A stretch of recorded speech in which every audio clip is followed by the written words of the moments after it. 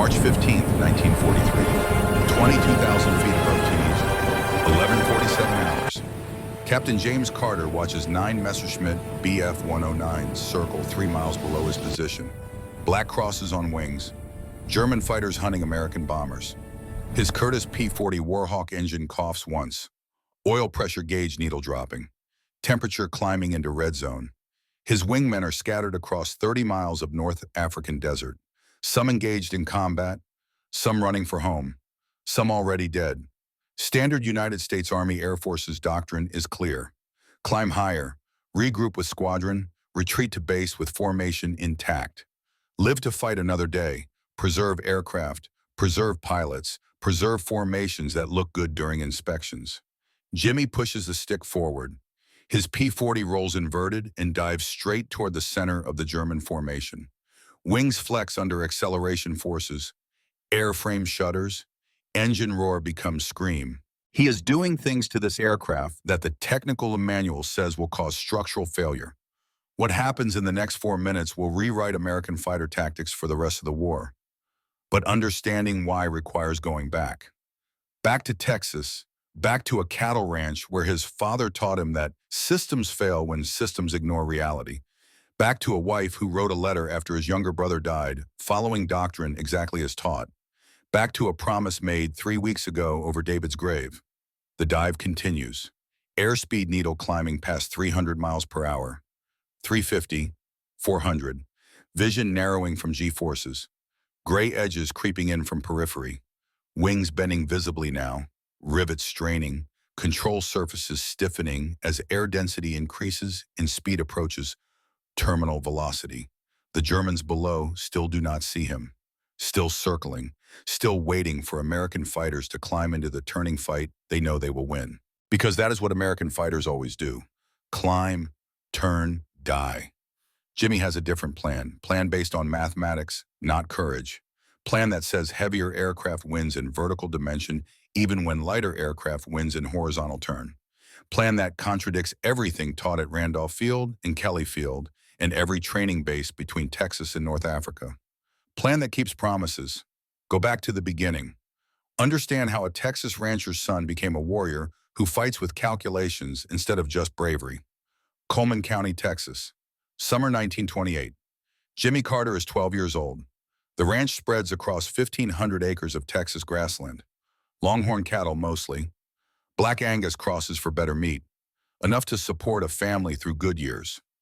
Barely enough through bad years. Not enough to make anyone wealthy, but sufficient to teach lessons about work and land and understanding that survival requires attention, not sentiment. His father returned from France in 1919. Infantry, American Expeditionary Forces.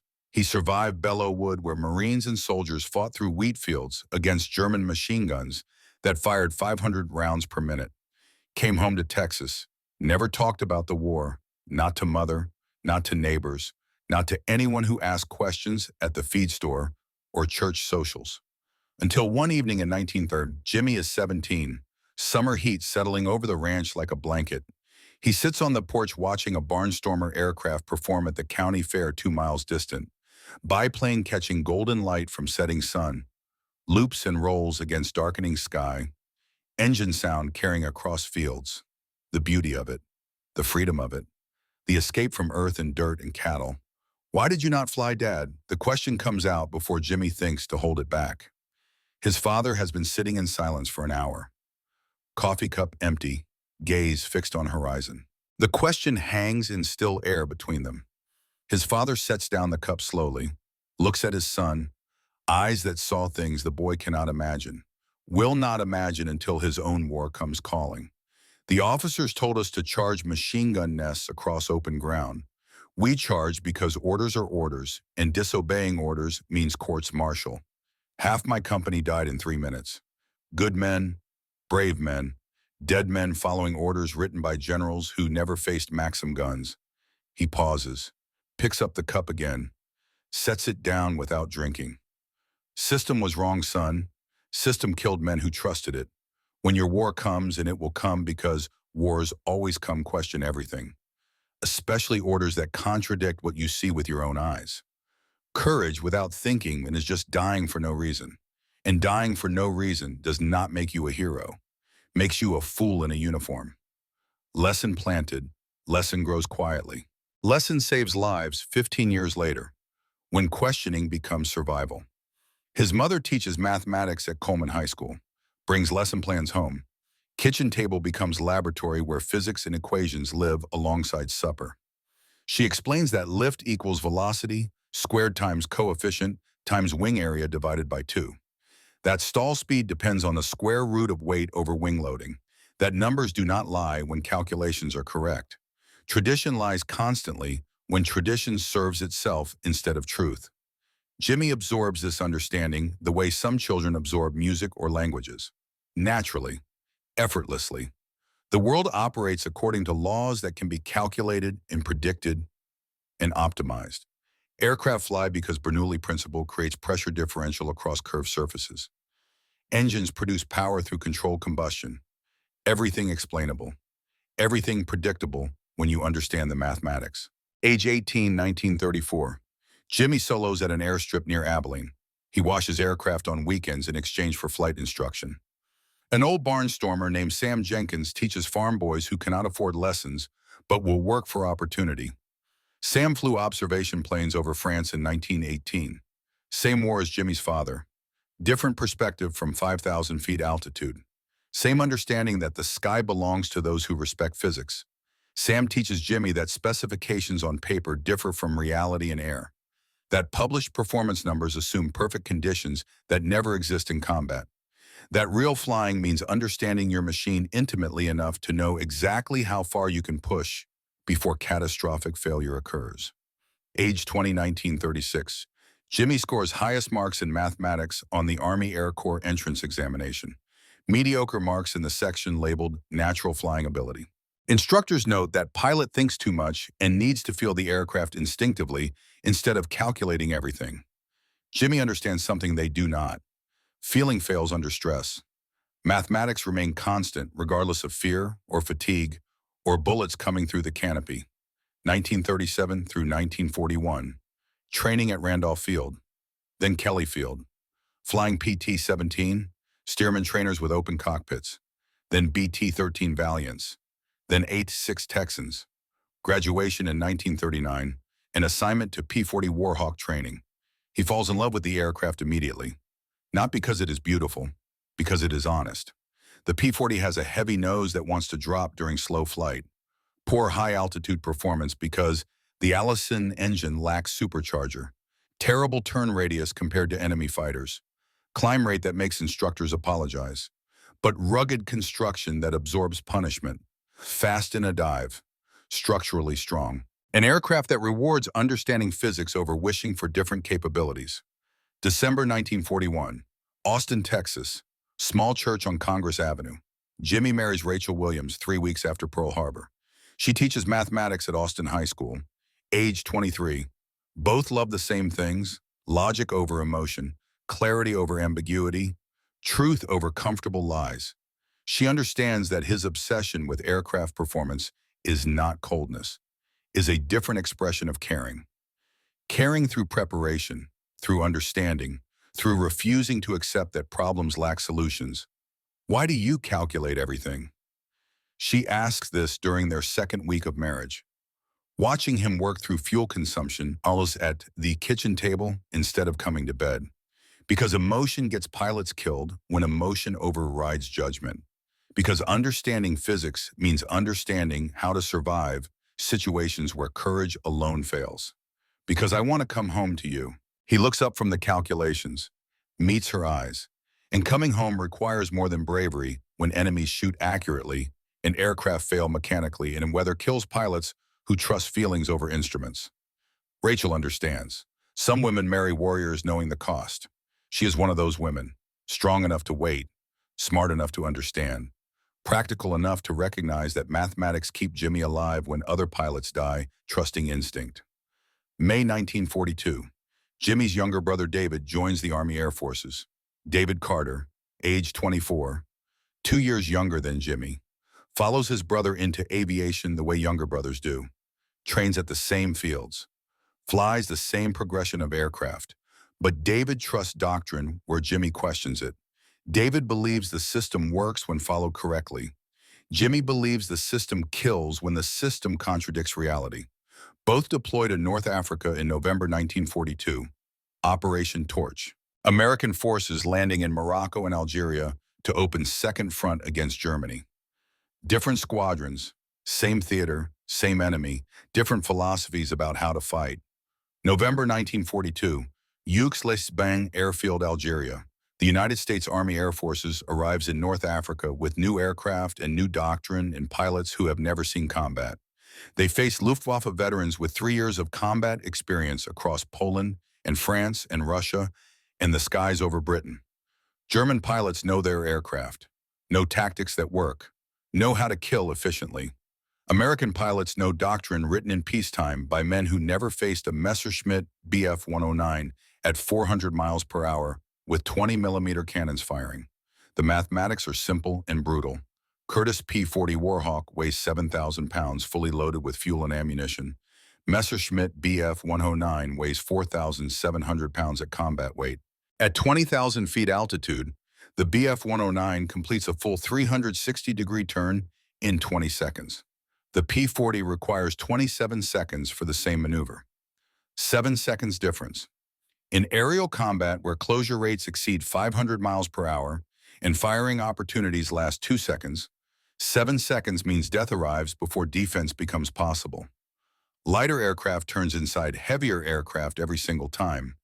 German pilot completes turn first, gets firing position first, shoots American pilot before American guns can track target. The pattern becomes routine. American squadron appears. Germans climb to gain altitude. Bait Americans into turning engagement. Focke-Wulf 190s drop from above. Americans die in sequence. Ground crews count empty hardstands. Intelligence officers write reports. Replacement pilots arrive from training demand. Cycle repeats. Jimmy watches this from cockpit and debriefing rooms.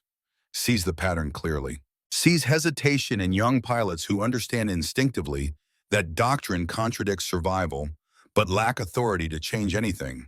Sees blind adherence to rules that kill pilots who follow them faithfully. He tries explaining an alternative to Squadron Commander Colonel Thomas Henderson. Age 42, career officer, good man, experienced administrator. Never questioned doctrine in 20 years of service because questioning brings trouble while following brings promotions. Jimmy describes dive attack tactics. Altitude advantage converting to speed advantage. Psychological shock of high-speed pass from unexpected angle. Impossibility of retaliation when attacker is diving at terminal velocity and extending away before defender can react. He sketches it on a chalkboard and ready. Uses physics, geometry, common sense backed by mathematics. Henderson listens politely, then reminds Jimmy that fighter combat is not a solo endeavor. Requires coordination, mutual support, discipline. Diving away from your wingman leaves him exposed. Diving into enemy formation without backup is not tactics. It is gambling with government property. Jimmy does not argue. Has learned that some men trust experience while other men trust process. When the two conflict, process wins in the briefing room and experience wins in combat. He stops trying to convince through words. Just keeps flying his way. Kill count rises. By January 1943, Jimmy has more confirmed victories than anyone in the squadron. By February, his method remains controversial. Some younger pilots begin imitating carefully. The ones who have watched too many friends die following doctrine. They experiment with diving attacks. Some come back, some do not. The technique requires judgment and nerve, an intimate understanding of aircraft structural limits. The old guard remains skeptical. Points to failures. Ignores successes, says Jimmy is lucky. Says his approach works only because he possesses exceptional skill and that average pilots attempting the same maneuver will simply kill themselves faster. There is truth in this. Jimmy is not average. But the critique misses a larger point. Old tactics are not working for average pilots either. They are simply dying in more doctrinally acceptable fashion. Death by approved procedure instead of death by unauthorized innovation. Result identical, process preserved. February 18th, 1943. Everything changes. Jimmy receives a telegram at the base near Bizerti. Short, official.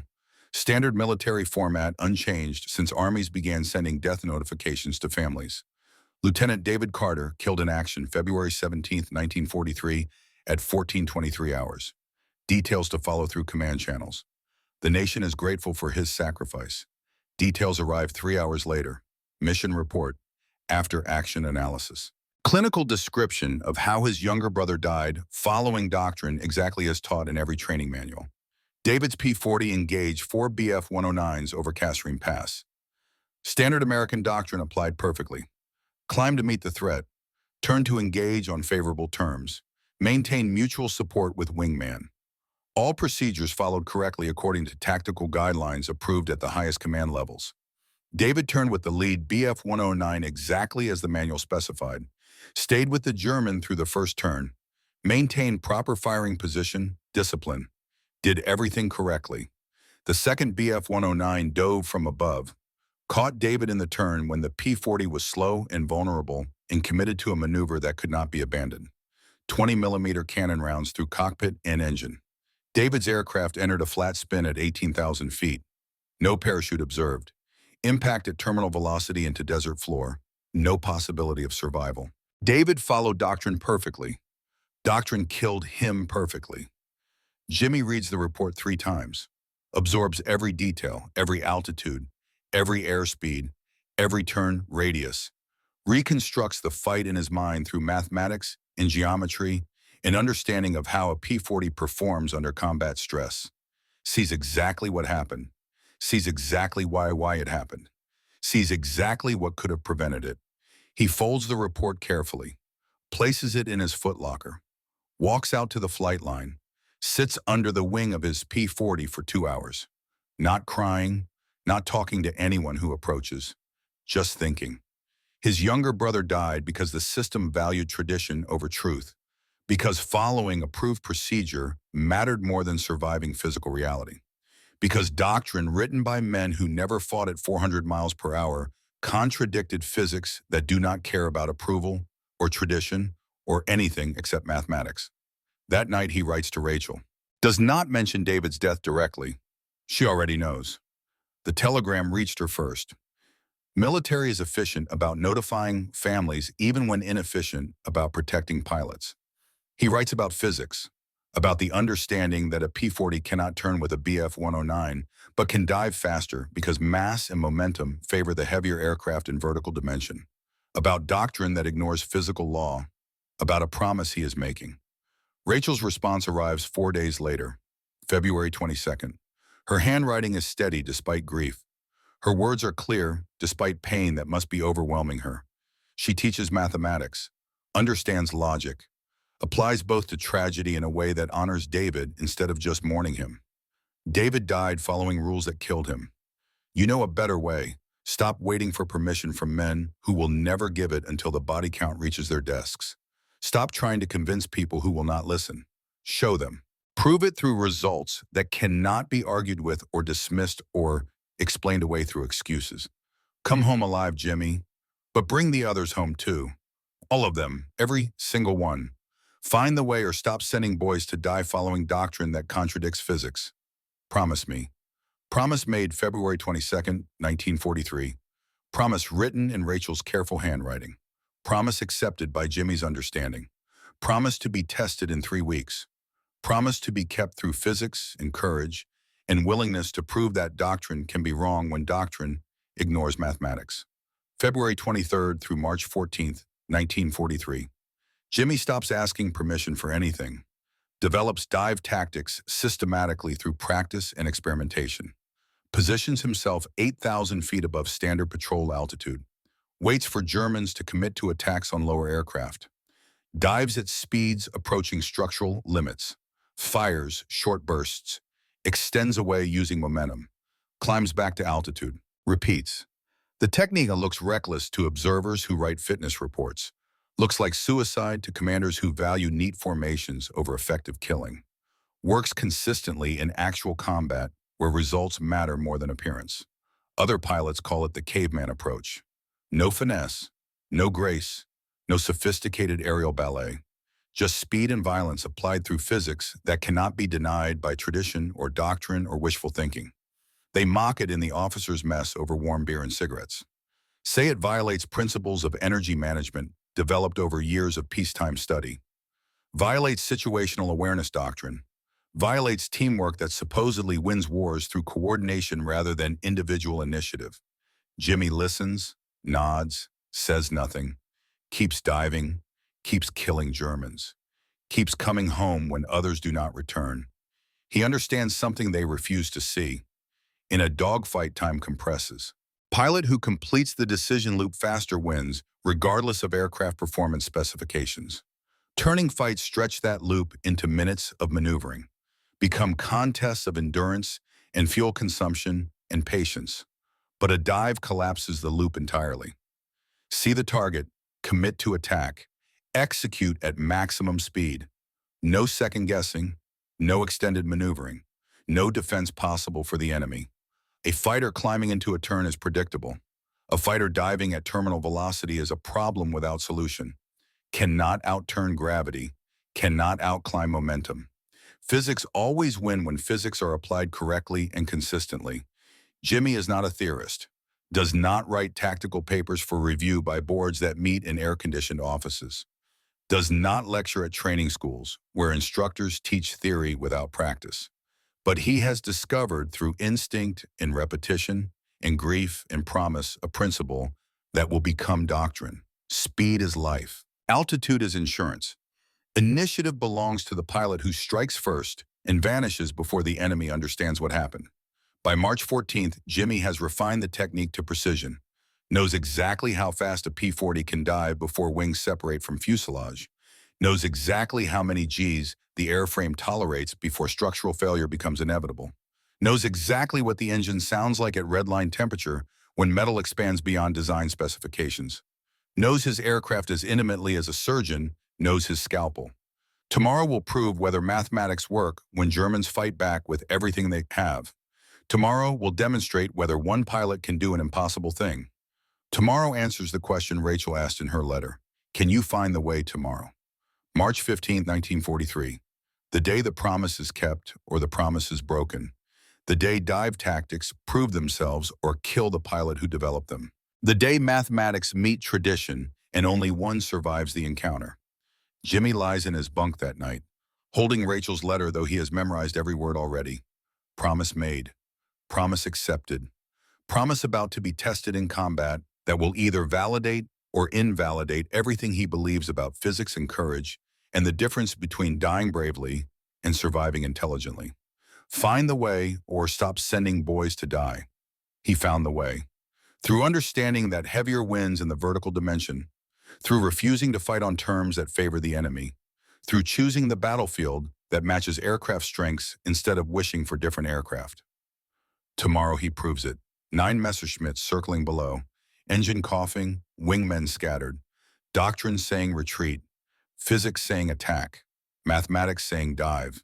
He knows which voice to follow, knows which choice keeps the promise, knows which decision honors David's memory through preventing future deaths instead of just mourning one. The letter stays in his flight suit pocket, over his heart, where promises live. March 15th, 1943, 11:47 hours, 22,000 feet above Tunisia.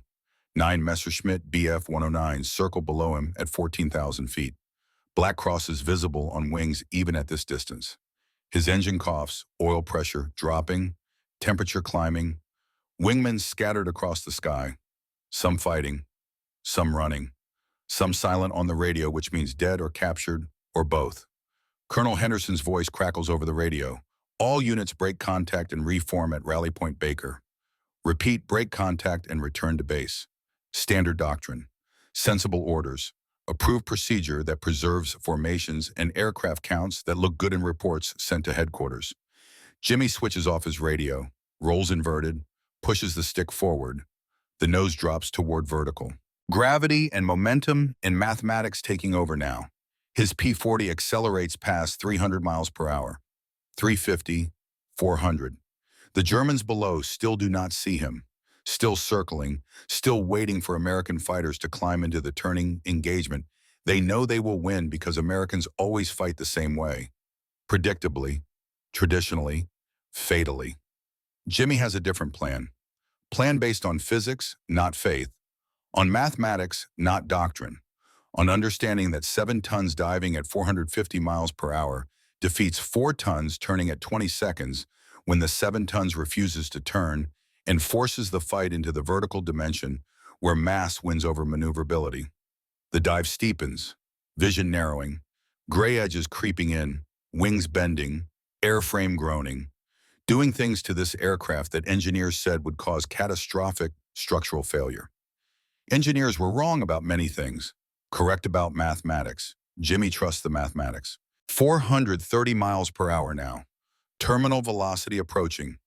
The Germans growing larger in his gun sight, still unaware, still circling, still about to learn that tradition dies when tradition meets physics applied correctly. 3,000 feet to target, 2,000, 1,500. His right hand moves to the gun trigger. 8 Browning M2 50 caliber machine guns loaded and ready, 3,200 rounds total. Enough to prove that promises can be kept through understanding and courage and willingness to do the impossible thing. 1,000 feet separation. The promise made to Rachel lives in his chest pocket. The promise made to David's memory lives in his actions. The promise made to every pilot who will die following failed doctrine lives in the next 4 minutes. 500 feet. The lead BF-109 fills his gun sight. Jimmy's finger tightens on the trigger. Mathematics and physics and promises converge at 450 miles per hour. The dive continues. The promise is kept. The war changes. Now, 500 feet to target. Jimmy's finger tightens on the trigger. 8 Browning M2 50 caliber machine guns roar to life. The sound fills the cockpit even through leather helmet and engine noise. Tracers arc downward in streams of light. Armor-piercing incendiary rounds traveling at 2,800 feet per second. Ballistics meeting physics at closing speed exceeding 600 miles per hour. The lead Messerschmitt Bf-109 never sees what kills it. Rounds walk from tail to cockpit in half-second bursts. Metal tears. Fabric shreds. Canopy explodes into fragments. The Bf-109 shudders like a horse shot through the spine. Rolls inverted. Falls away trailing black smoke and pieces of airframe. Pilot either dead from direct hits or too shocked to bail out. Aircraft spins toward desert floor 4 miles below. First kill, 1,147 hours and 15 seconds. Jimmy's P-40 blasts through the German formation at 450 miles per hour. The other 8 Bf-109s scatter like pigeons from a hawk. No coordination, no mutual support, just individual fighters trying to survive what they cannot understand. Americans attacking from above at speeds Germans cannot match using tactics Germans have never encountered. He pulls back on the stick. Hard. 7 Gs crushing him into the seat. Vision tunneling to gray point directly ahead. Blood draining from brain toward legs and torso. He eases pressure slightly before consciousness fades. Peripheral vision returns in time to see altitude reading, 9,000 feet. He burned 5,000 feet of altitude in that single diving attack. Altitude is insurance, now converting that insurance back into position. He rolls inverted at 12,000 feet, looks back through canopy at chaos developing below. The German formation has dissolved completely. No cohesion, no tactical discipline. Individual fighters turning hard, trying to find the threat, trying to understand how Americans who always climb and turn are now diving and killing and disappearing before retaliation becomes possible. Jimmy's wingman calls over radio. 2 You still with me, negative lead.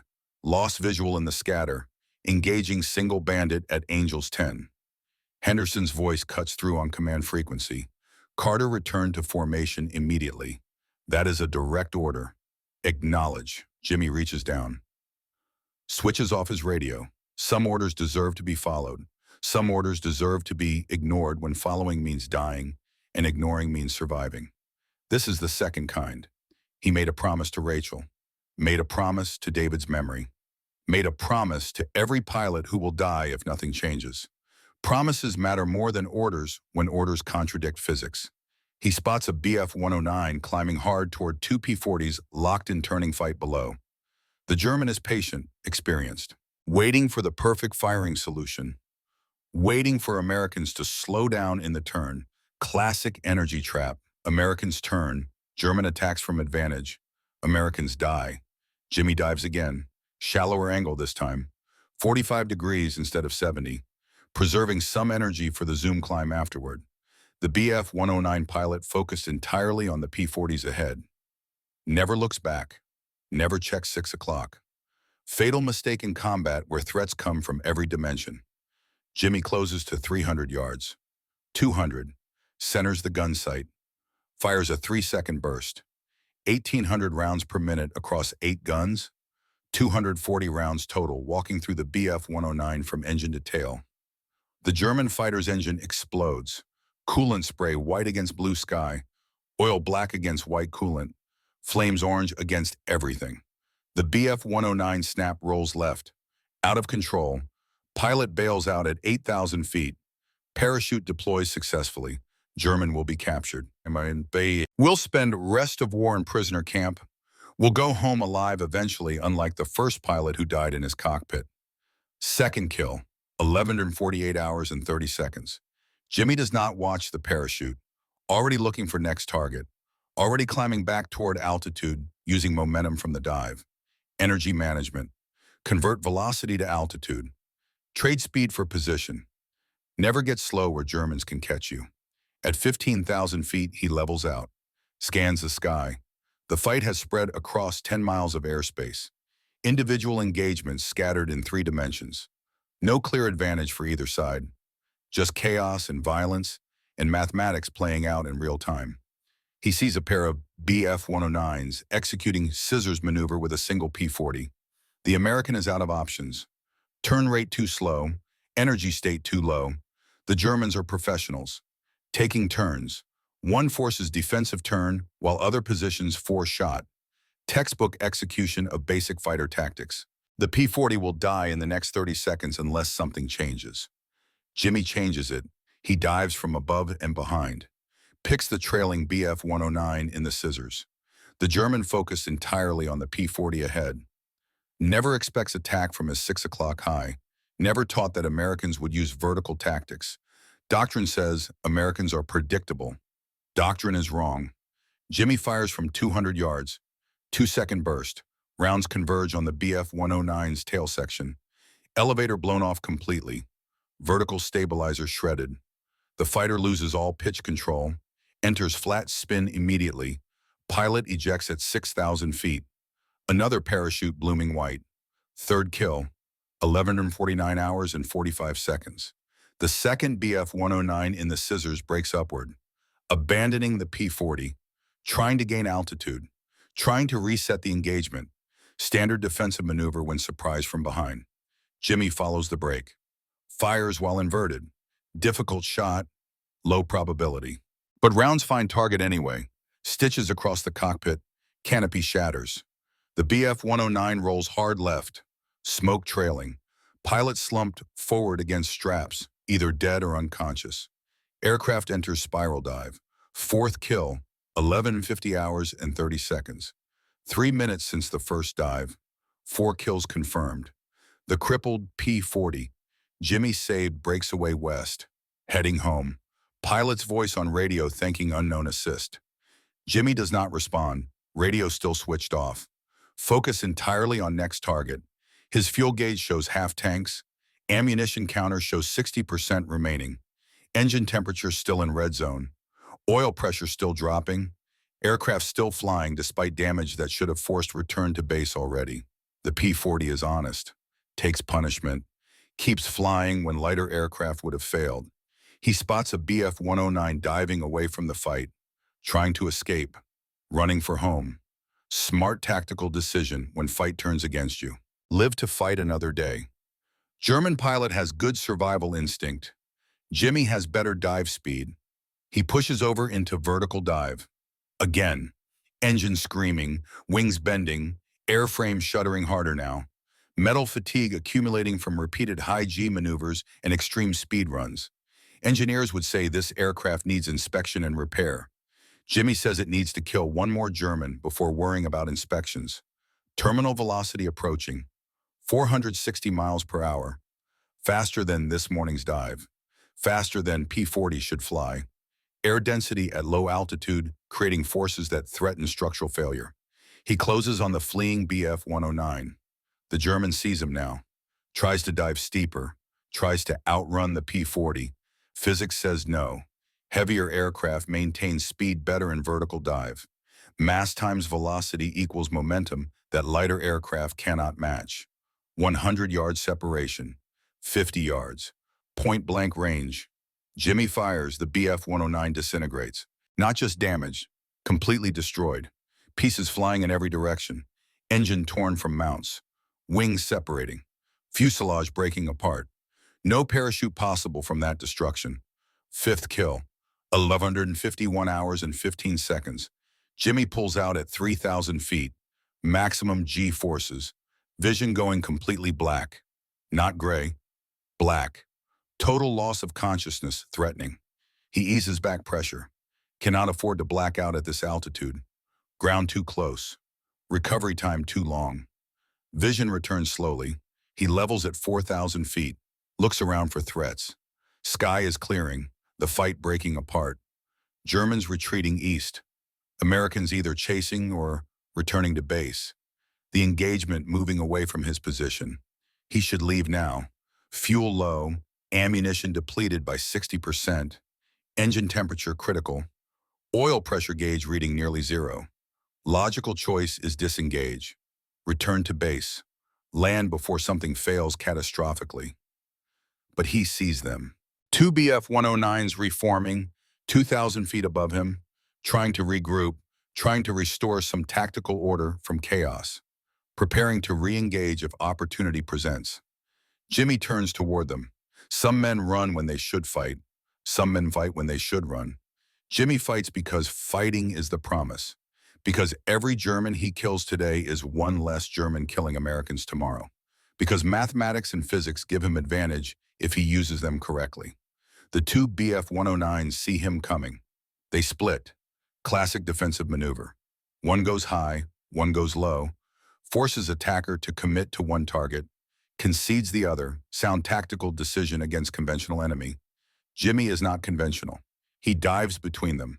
Fires at the lower Bf-109 while descending. Walking rounds through the fuselage. Hits something vital. Coolant or oil or fuel. The Bf-109 trails white smoke. Rolls away east. Damaged but not destroyed. Probable kill. Might make it home. Might crash trying. Sixth kill. 11:52 hours and 45 seconds. He pulls up hard into vertical climb. Meets the higher Bf-109 in head-on pass. Both pilots firing. Closing speed over 700 miles per hour. Window of opportunity measured in fractions of seconds. Jimmy's rounds hit first. Pure luck of ballistics and timing. The Bf-109's propeller explodes. Shrapnel through engine cowling into cockpit. Canopy starred with impacts. Fighter snap rolls left trailing smoke. Seventh kill, 11:53 hours and 30 seconds. Jimmy flashes past so close he feels turbulence wash over his canopy. Rolls right, climbs using remaining energy, levels at 6,000 feet. His vision is blurred from sustained G-forces. Arms feel like lead weights. Fuel gauge bouncing on empty. Engine temperature gauge pegged at maximum. Oil pressure gauge reading zero. He smells burning metal. Sees smoke wisps from engine cowling. Hears roughness in engine sound that means bearing failure imminent. The logical choice is leave. Now. Immediately. Before engine seizes completely and forces dead stick landing in desert. He looks east. Sees a Bf-109 limping away. Low, slow, trailing smoke from earlier damage. Pilot trying to make it home. Trying to survive long enough to land at base and fly another day and kill more Americans. Jimmy has 3 rounds left in one gun. Ammunition counter reading 97% depleted. He closes on the damaged Bf-109. The German pilot sees him, tries to maneuver. Cannot. Too slow, too damaged. Control surfaces not responding properly. The Bf-109 wallows through the air like wounded bird. Jimmy fires his last 3 rounds at 100 yards range. 1 round misses. 1 round hits wing, 1 round hits engine. The Bf-109's damaged engine quits completely. Propeller windmills to stop. Fighter noses over gently. Pilot tries to belly land in desert below. Hits hard. Cartwheels. Comes apart. Dust cloud marking impact point. Eighth kill. 11:54 hours and 15 seconds. Jimmy's engine coughs, misses, catches, coughs again. Temperature beyond any measurement. Oil pressure non-existent. Metal grinding against metal inside engine case. Bearing failure in progress. Catastrophic engine failure approaching in seconds or minutes. He turns west toward friendly lines. 20 miles distant. Engine may last, may not. Either way, he is done fighting. Out of ammunition, out of fuel margin, out of time before mechanical failure forces him down. Then he sees them.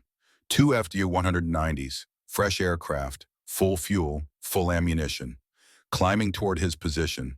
They spotted him. They know he is vulnerable. They are coming to kill him. Standard doctrine says run.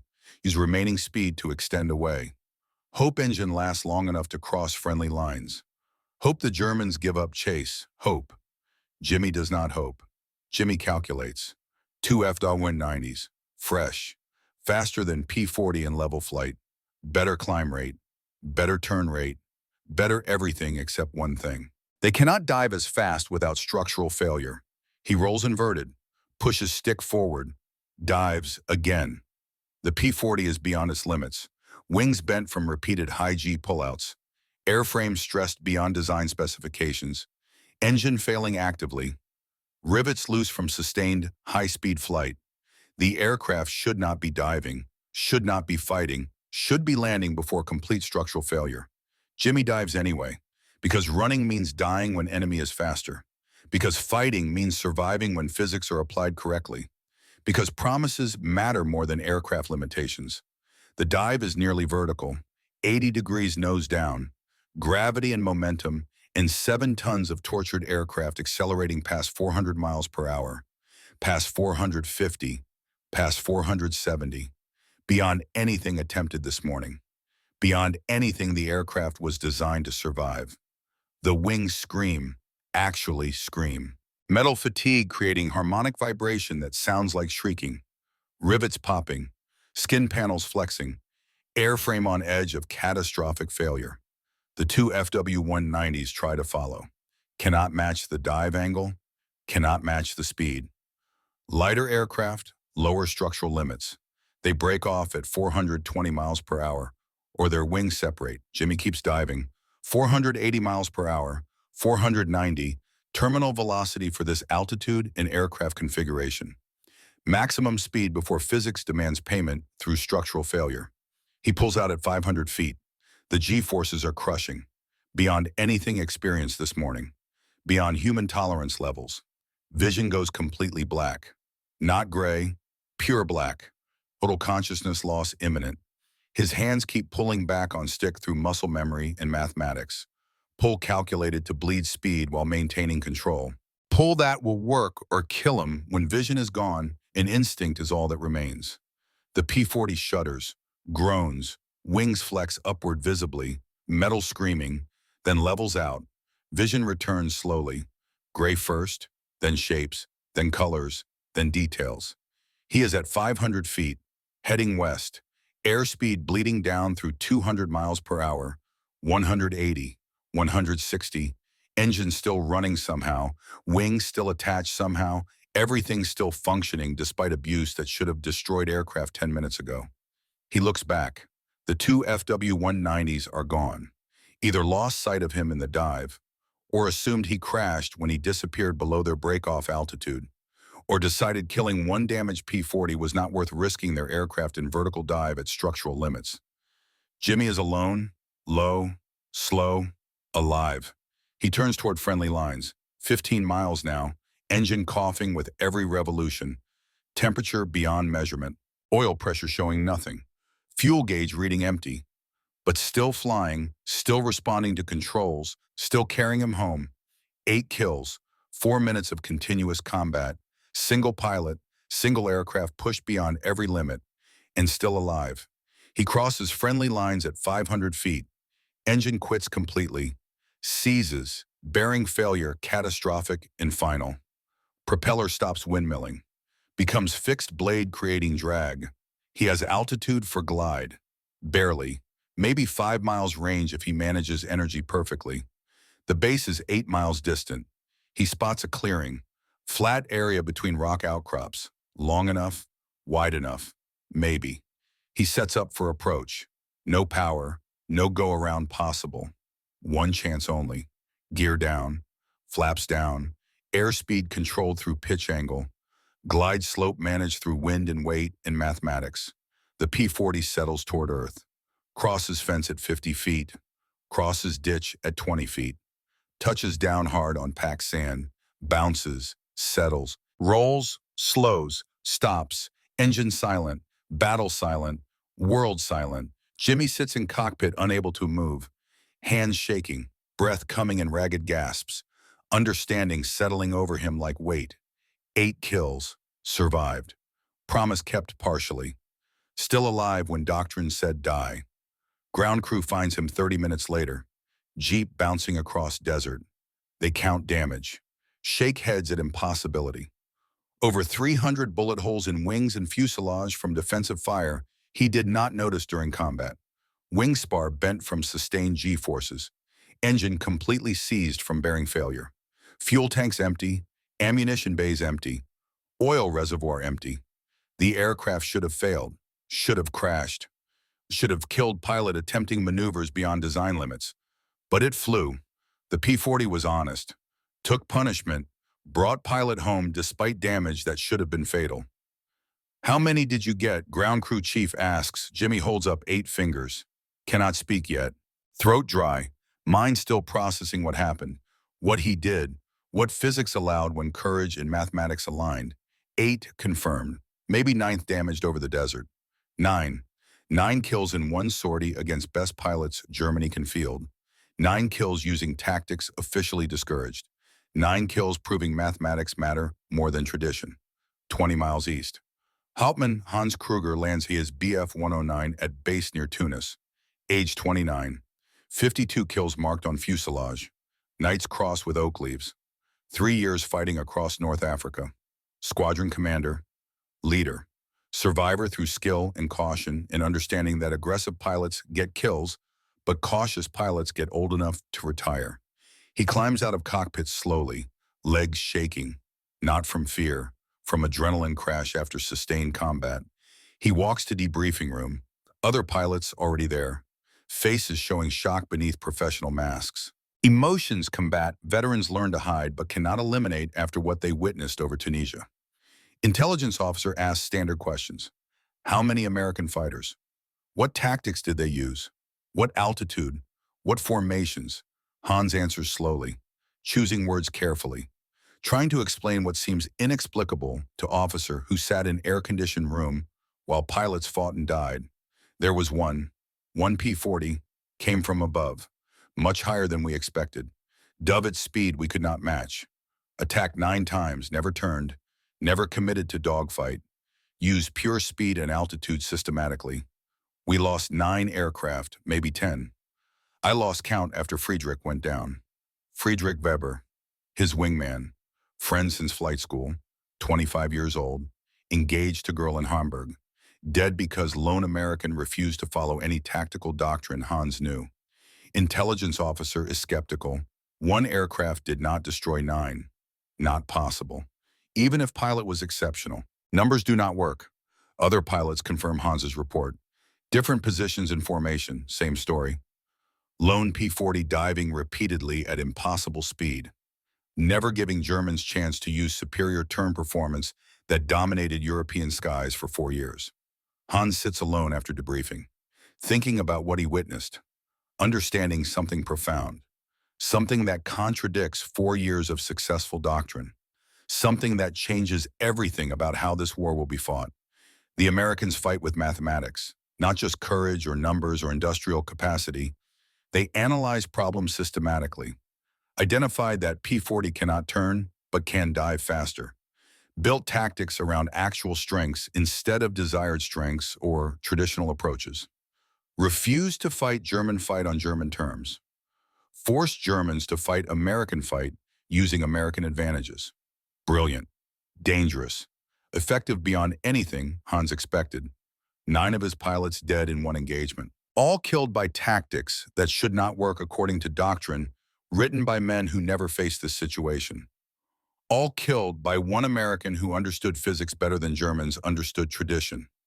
Hans reports to Luftwaffe command that evening. The Americans have changed something fundamental.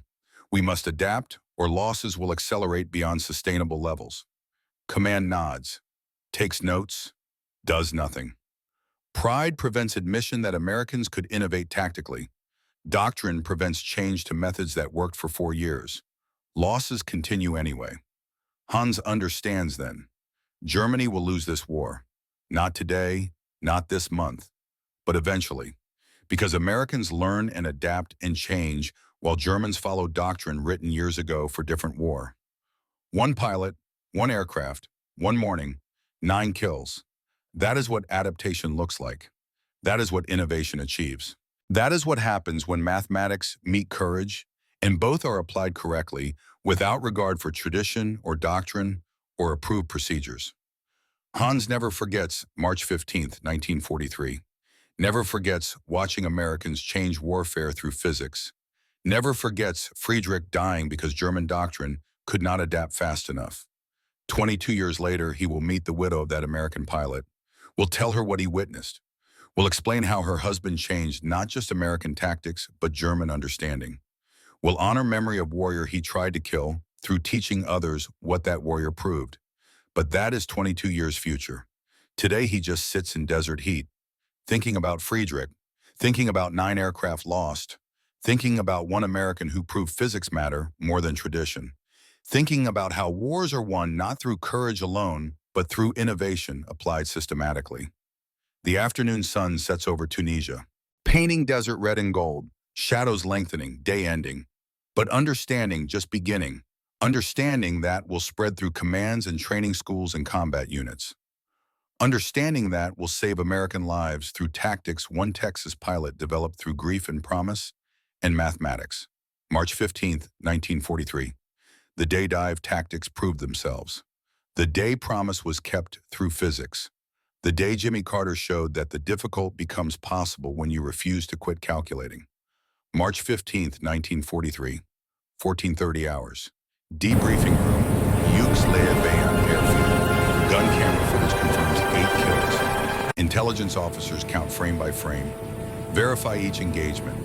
Confirm timeline. 4 minutes from first dive to 8th kill. 26 minutes total, including climbs between attacks. Statistically impossible for single pilot to survive that engagement. Statistically impossible for single aircraft to destroy 8 opponents while outnumbered 9-1. But statistics do not account for innovation applied systematically against enemies who follow predictable doctrine. Colonel Henderson stands at front of ready room. Every pilot in squadron present. Some sitting, some standing against walls, all silent, waiting for judgment on Carter, who ignored direct order to break contact and return to base. Henderson asked Jimmy to explain. Step by step, every decision, every maneuver, not as accusation, as genuine interest from commander who watched half his pilots die following approved tactics over past 4 months. Jimmy stands, walks to chalkboard, sketches altitude advantage, converting to speed advantage, explains energy management through vertical dimension, describes psychological shock of attacking from unexpected angle at speed enemy cannot match, uses physics, geometry, mathematics backing every statement. The P-40 cannot turn with BF-109. Stop trying to make it turn. Accept limitation. Exploit alternative advantage. P-40 dives faster because mass and momentum favor heavier aircraft in vertical dimension. Position 8,000 feet above enemy. Wait for commitment to attack. Dive at terminal velocity. Fire short burst. Extend using speed. Climb back to altitude. Repeat until enemy breaks or dies. He draws arrows showing dive angles. Calculates energy states at different altitudes. Explains why pulling 7 Gs at bottom of dive is necessary despite vision loss and consciousness risk. Mathematics prove it works when courage alone would fail.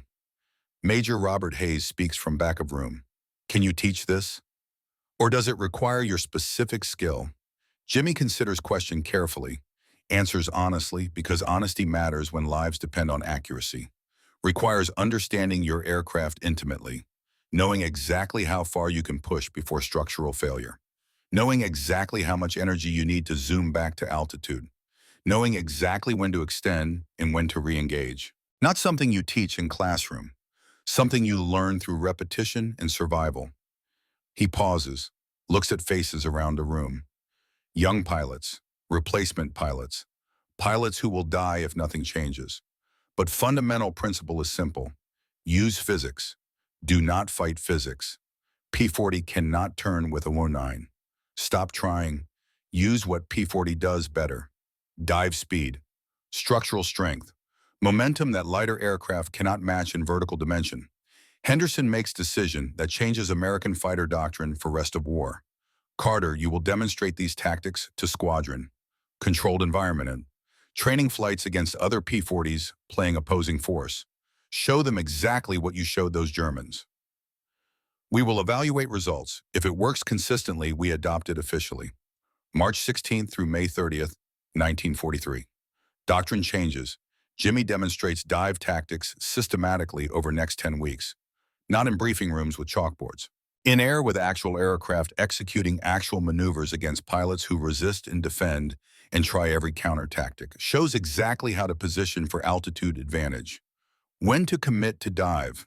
How to execute attack run without losing too much energy. When to extend before enemy can retaliate. How to zoom climb back to position using momentum. Younger pilots learn first. Veterans resist initially, but results speak louder than tradition. Pilots using Jimmy's method come home more often. Kill ratios improve dramatically. Loss rates decline from unsustainable 20% per mission to manageable 5%. By April, ready rooms across North Africa discuss energy tactics. Not as official doctrine yet, too new, too unproven by bureaucratic standards, but as option, tool in tactical toolbox. Veterans who have watched too many friends die recognize better way when mathematics prove it consistently. They teach younger pilots through example, demonstrate in combat, normalize idea that speed is weapon and altitude is potential energy, and vertical dimension is where you dictate terms of engagement instead of accepting enemy's preferred fight. Luftwaffe notices.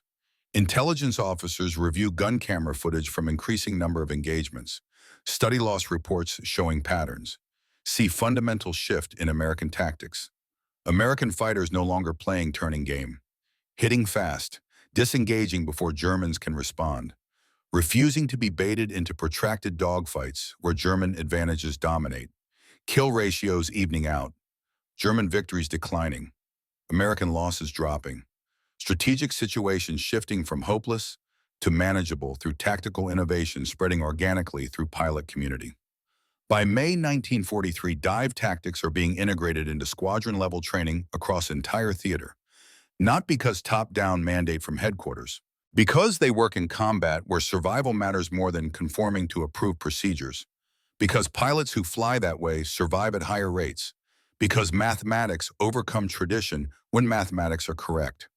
Jimmy continues flying combat missions, does not tour stateside, does not lecture at training schools, leads by example through actions, not words. Total kill count reaches 41 by end of May, though exact number is disputed because record-keeping in combat is imperfect and kills are shared and some are obscured in chaos. What is not disputed is his impact. He changes way entire generation of American fighter pilots. Thinks about energy management, proves that unorthodox does not mean undisciplined. That innovation often comes from cockpit, not briefing room. That questioning doctrine is not insubordination when questioning saves lives. Rachel's letters arrive weekly through military postal service. She writes about teaching, about students, about waiting for him to come home. Never mentions fear, though fear must be constant companion.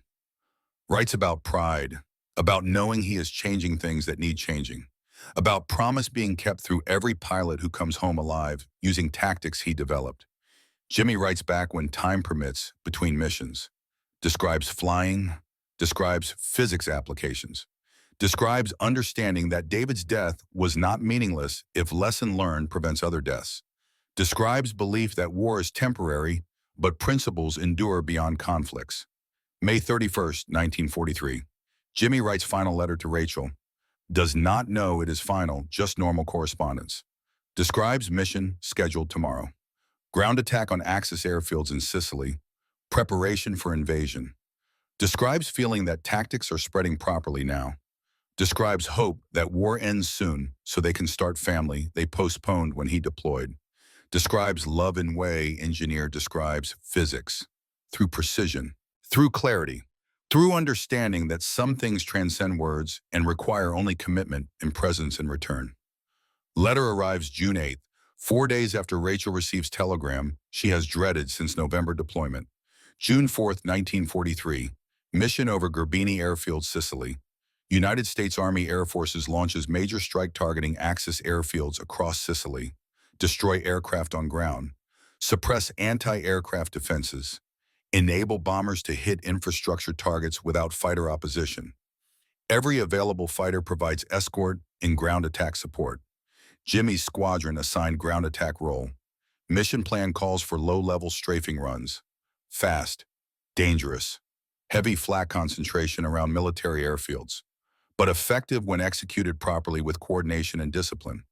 Jimmy has executed similar missions 20 times successfully. Statistical odds accumulating through repeated exposure. 1523 hours. Final strafing run on Gerbini. Jimmy leads flight of 4 P-40s, line astern formation, spacing for mutual support. Approach from west using afternoon sun for concealment. Target is cluster of BF-109s parked near hangars on north side of field. His P-40 is hit by 88mm flak burst at 400 feet altitude. Direct hit on left wing root. Catastrophic structural damage. Wing separates immediately from fuselage. No time to react. No altitude for bailout. Too low. Too fast. Aircraft enters violent roll at 300 knots.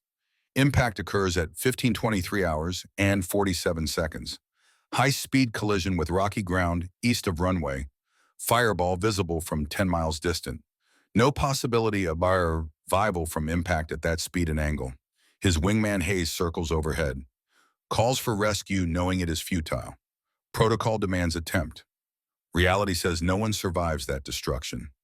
Recovery team reaches crash site 90 minutes later after area secured.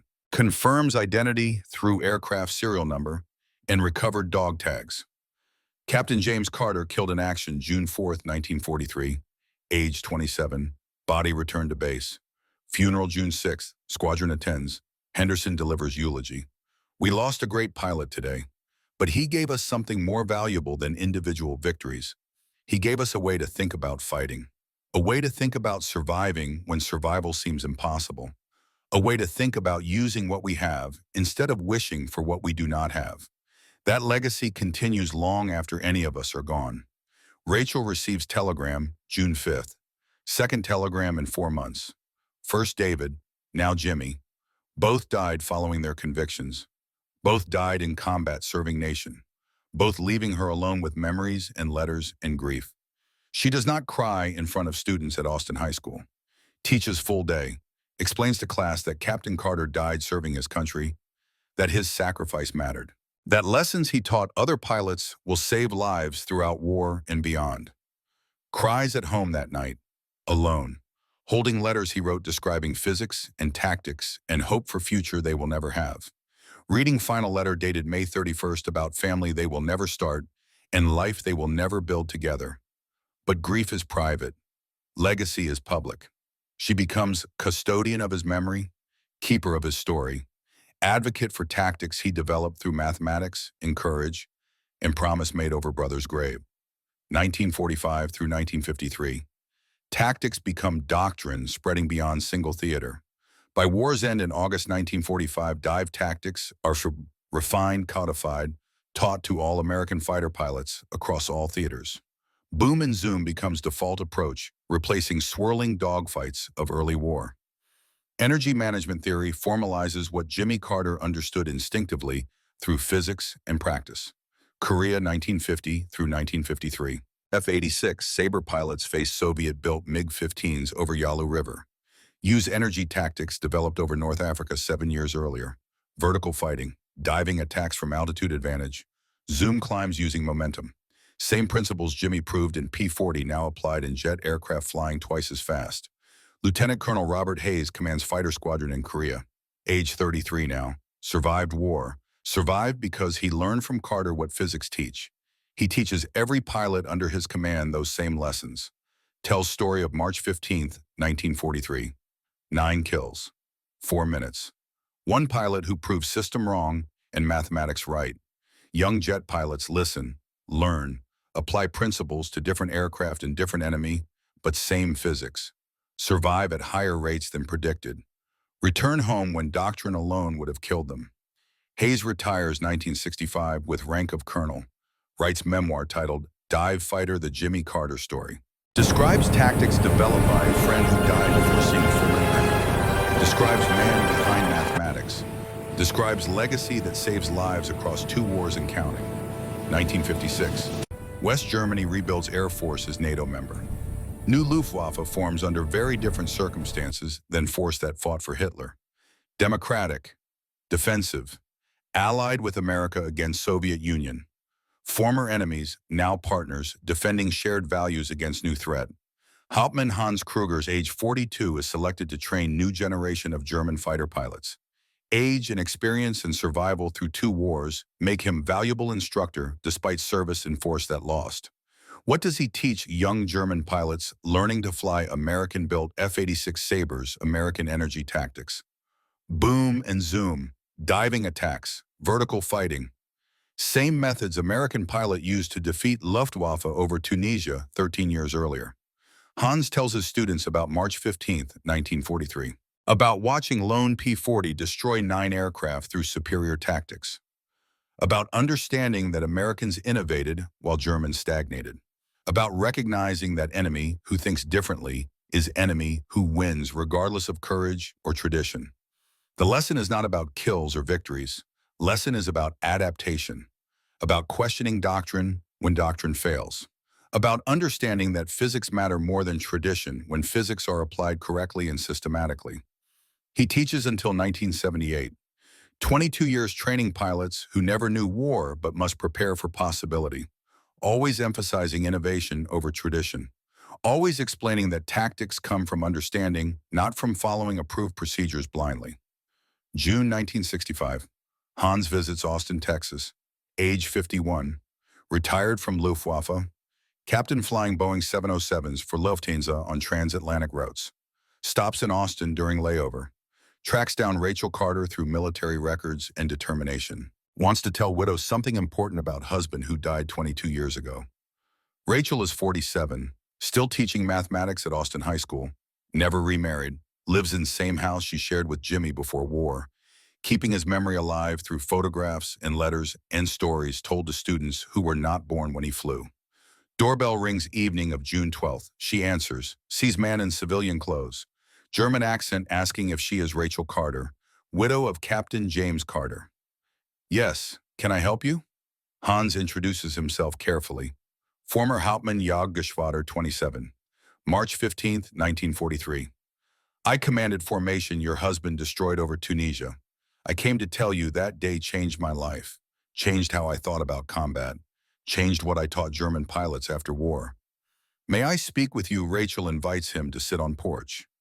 Evening heat settling over Austin. Cicadas beginning night song. 2 people who should be enemies sitting in rocking chairs talking about man who connected their lives across war and years and nations. Hans describes what he witnessed. Lone P-40 diving repeatedly at impossible speed. 9 aircraft destroyed through tactics no one expected. Friedrich Weber dying in third pass. Understanding immediately that Americans had innovated while Germans followed outdated doctrine. Your husband did not just win that engagement. He showed us that warfare changes when someone understands physics better than opponent understands tradition. After war, when Germany rebuilt Air Force, I taught his tactics to our pilots. Energy management, vertical fighting, speed as weapon. Everything he proved that day. Rachel listens, absorbs, processes what this means. Enemy who tried to kill Jimmy now honors him through teaching. Warrior who fought against America now flies for commercial airline teaching principles Jimmy developed. She shows Hans letters, Show's final letter dated May 31st describing hope for future. Shows photographs. Young man in flight suit standing beside P-40. Not smiling. Looking tired. Looking like someone who carries weight of promises in mathematics in understanding that survival requires more than courage. Hans looks at photograph long time. Speaks quietly. I tried to kill him that day. He killed 9 of my pilots, including my closest friend. War made us enemies. But what he taught through combat makes him teacher I honor above many who wore same uniform as me. Strange mercy that killing becomes teaching when teaching saves lives. They talk for hours. About March 15th from different perspectives. About understanding that warriors can respect warriors regardless of flags. About recognizing that Jimmy's legacy transcends nationality or politics or temporary conflicts. Hans explains how he teaches Jimmy's tactics to German pilots who then teach others.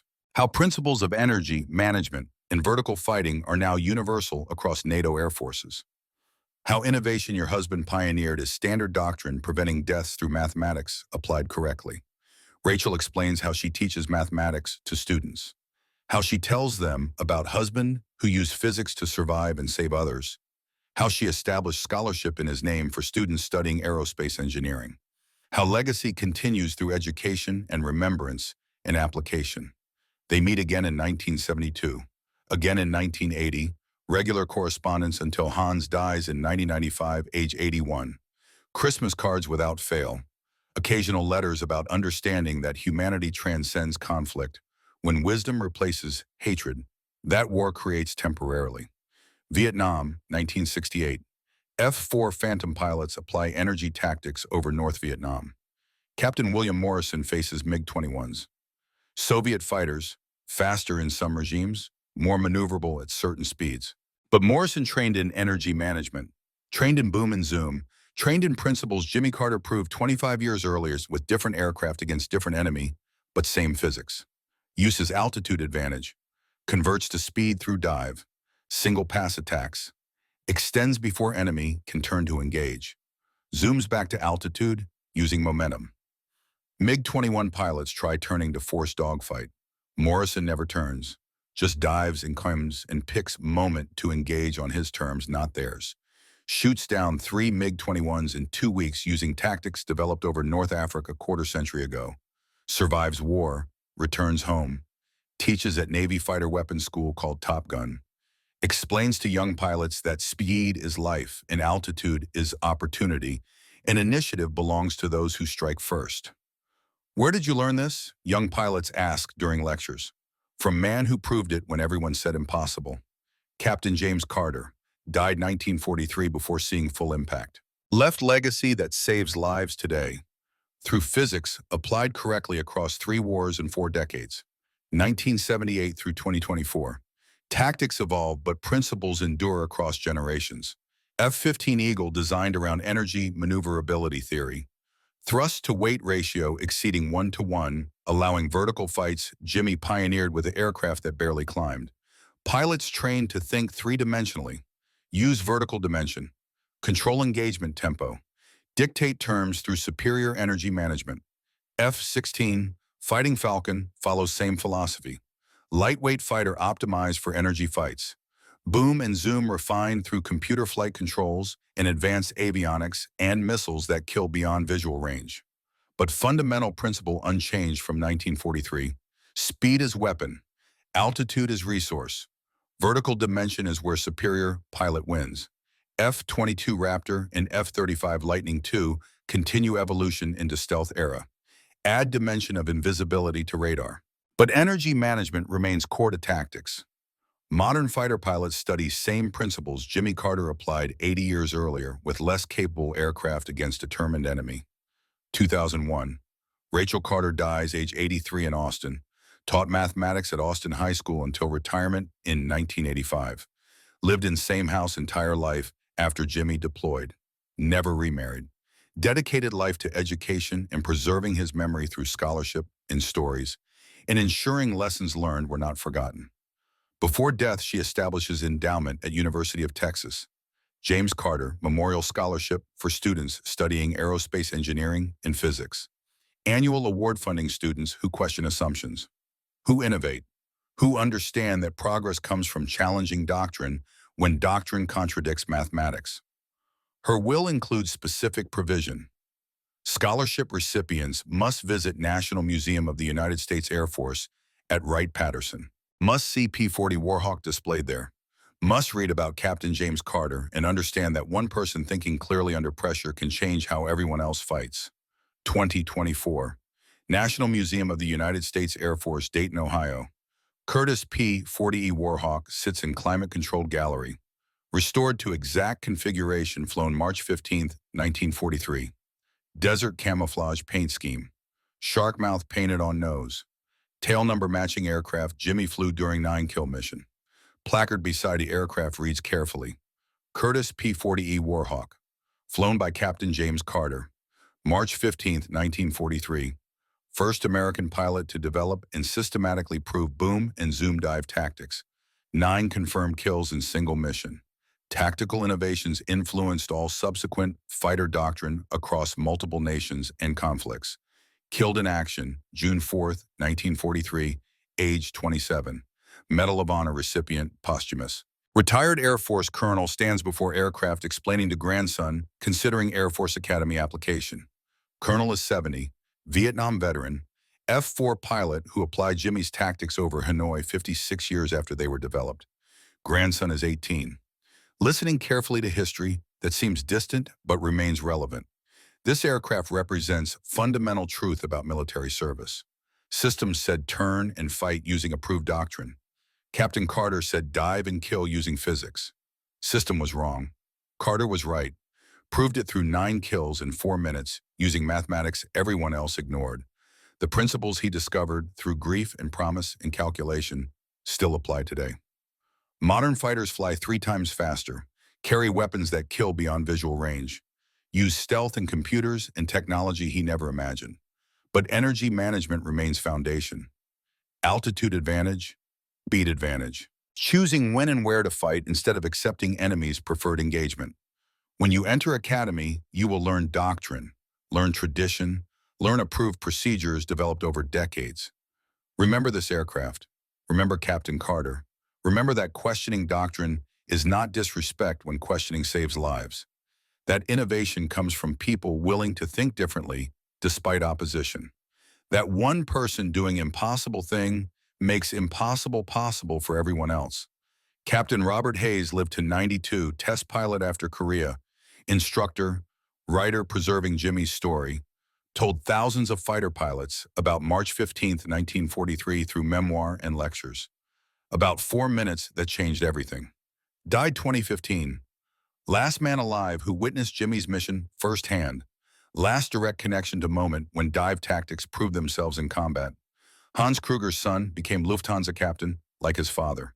Flew Airbus A340s until retirement in 2018. Continues visiting Rachel's grave in Austin every year on anniversary of June 4th. Leaves flowers. Honors memory of American his father tried to kill and ended up honoring through teaching. Connection across generations maintained through respect for warrior who proved mathematics matter more than nationality. The P-40 sits silent in museum, preserved, protected, representing moment when difficult became possible through refusal to accept tradition as final answer. When physics rewrote doctrine, when one pilot questioned everything and thousands lived because questioning was allowed and answers were correct. Dive speed versus turn radius, energy management versus dogfighting, innovation versus tradition, mathematics versus approved procedures. Captain James Carter proved that speed is life, that altitude is opportunity, that initiative belongs to those who dare to dive when everyone else climbs, that promises matter more than doctrine when doctrine contradicts physics. March 15, 1943 started it. Korea proved it. Vietnam refined it. F-15 and F-16 perfected it. F-22 and F-35 continue it across 8 decades of evolution. But lesson remains same. One person thinking clearly under pressure can change how everyone fights, can change doctrine, can change war, can save thousands through understanding physics better than tradition understands courage. The dive continues through every fighter pilot who learned that vertical dimension is where superior pilot wins. The promise continues through every pilot who came home alive using tactics Jimmy developed through grief and mathematics and love for wife waiting in Texas. The legacy endures through understanding that questioning saves lives when questions are correct and answers are applied courageously despite opposition from those who prefer comfortable tradition over difficult truth. Forever. The museum closes at 5, lights dim over the P-40. Shadows lengthening across silver wings that bent but never broke, across engine that ran beyond limits, across airframe that survived what should have killed it. Tomorrow the museum opens again. More visitors will stand before this aircraft. More students will read the placard. More young people will hear the story of Captain who dove when doctrine said climb, who proved impossible when system said impractical, who kept promise when keeping promise meant defying orders. And some will understand, some will carry lesson forward, some will question when questioning matters. Some will innovate when innovation saves lives. Some will remember that courage without mathematics is just dying bravely, while courage with mathematics is surviving intelligently and bringing others home. That is the legacy, not the kills, not the Medal of Honor, not the tactical manuals written afterward, codifying what he discovered through necessity. The legacy is understanding that one person can change everything when that person refuses to accept that difficult means impossible. Jimmy Carter changed everything. Through dive that defied doctrine, through mathematics that overcame tradition, through promise kept to wife in Texas and brother buried in Tunisia, and every pilot who would live because someone questioned and calculated and proved that better way existed. The P-40 waits in darkness, silent witness to truth that endures. Physics do not care about courage. Physics care about mass and velocity and angles and forces and mathematics applied correctly. Master physics. Apply courage. Win. That is the lesson from March 15th, 1943. That is the promise kept through 8 decades. That is the legacy that never dies.